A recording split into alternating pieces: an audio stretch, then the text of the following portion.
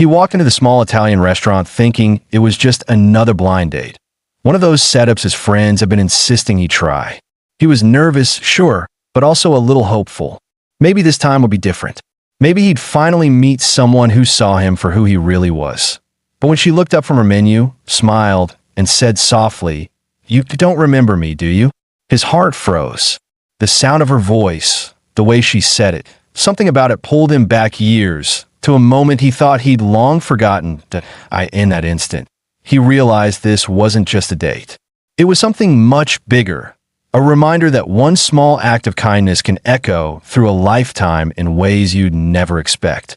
Hey everyone, before we get into this incredible story, make sure to subscribe to TruthLines, the place where real stories meet real hearts. If you love stories that remind you of the good still left in this world, give this video a like and share your thoughts in the comments. We read every single one, and your words truly keep this community alive. Now, let's get into today's story. He thought it was just a blind date, until she said, You don't remember me, do you? Ethan was 32, a good guy with a quiet heart. He worked long hours as a physical therapist at a rehab center in Portland, Oregon. His life was simple: wake up, grab coffee, help patients walk again, go home, repeat. He wasn't unhappy, but he often felt like something was missing. His friends said he was too serious. His mom said he just hadn't met the right woman yet. So when his coworker, Jenna, offered to set him up on a blind date with a friend named Lily, he said yes, mostly to get everyone off his back. That evening, he arrived a few minutes early.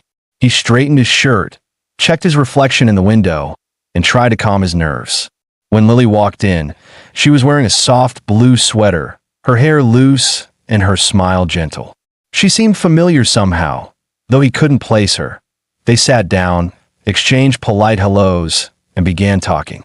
She was warm, easy to talk to, the kind of person who made conversation feel like a slow dance.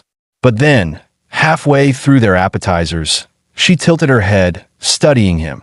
"You really don't remember me, do you?" she asked again, a little amused but also emotional. Ethan blinked. "I'm sorry," he said. "Have we met before?" Her eyes softened. "Yeah," she said quietly, "but I wouldn't expect you to remember.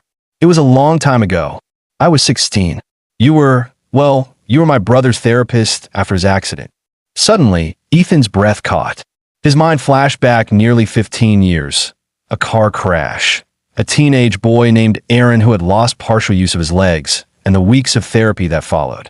Ethan had been fresh out of grad school then, full of hope and nerves, trying his best to make a difference. "You're Aaron's sister?" he asked, stunned. She nodded. "Yeah, Lily." The memories came flooding back. Her sitting quietly in the corner of the therapy room, bringing her brother snacks, helping him practice his stretches at home. Ethan remembered how close that family had been, and how much they'd gone through. "I can't believe it," he said. "How is Aaron?" He's doing great," Lily interrupted, smiling. "He actually runs marathons now. You should see him. You helped him believe he could walk again. You gave him back his confidence." Ethan felt a lump in his throat. "I didn't do that," he said softly. "He did." Lily shook her head. "You did more than you realize." They sat in silence for a moment, both lost in the memory of those difficult years. Then Lily said something that changed everything. "You probably don't remember this," she said, "but after one of Aaron's therapy sessions, I came into the waiting room crying. My dad had just lost his job, and we didn't know how we were going to afford Aaron's treatment. You came over, handed me a cup of hot chocolate, and told me sometimes life gives us mountains so we can show others it's possible to climb. You didn't even know what was going on, but those words stuck with me." Ethan stared at her, speechless. He remembered the hot chocolate. He just wanted to cheer up the worried girl sitting alone. But he had no idea it had meant anything at all. Lily smiled. "That day changed me. I decided to become a physical therapist too. I wanted to help people the way you helped my brother. I even ended up working at the children's rehab center downtown."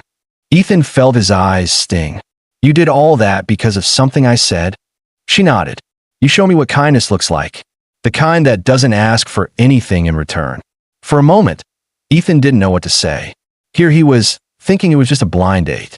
But sitting across from him was living proof that the smallest act, a cup of hot chocolate and a few kind words, could ripple through someone's life and change its entire direction.